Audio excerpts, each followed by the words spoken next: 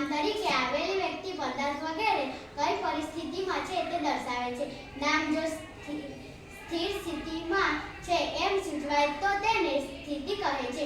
નામની હલનચલનની પરિસ્થિતિ સૂચવાય અને તે હલનચલન માટે નામ દ્વારા સૂચવાયેલી વ્યક્તિ, પદાર્થ વગેરે ઈરાદાપૂર્વક જવાબદાર અને હોય તો તેને પ્રક્રિયા કહે છે.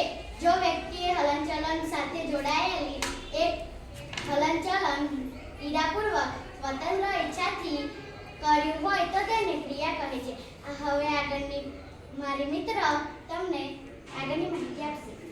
નીચેનું વાક્ય વાંચો અને નામપદ ક્રિયાપદ ક્યાં છે તે જુઓ. સોમનાથે એમની ડાયરી ખોલી. ઉપરના વાક્યમાં સોમનાથ ડાયરી જેવા શબ્દ નામપદ બતાવે છે અને ખોલી એ ક્રિયાપદ બતાવે છે. આવા બીજા વાક્યો પાઠમાંથી શોધો. જેમ જેમ વાક્ય તપાસતા જશો તેમ તેમ તમને ખબર પડશે કે વાક્યમાં ક્રિયાપદ તો હોય એક જ હોય છે અને નામપદ એક હોય છે અથવા વધુ પણ હોય અને નામપદ એક હોય અથવા વધુ પણ હોય.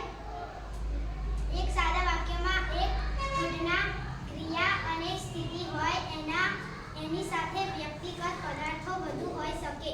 રમવાની ક્રિયા હોય તો માણસ એકલો રમે અથવા બે કે વધુ હોય તો માણસ. કાપવાની ક્રિયા હોય તો કાપનાર વ્યક્તિ, કાપનાર પદાર્થ અને કાપવાનું સાધન પદાર્થને હોય, ખરું ને?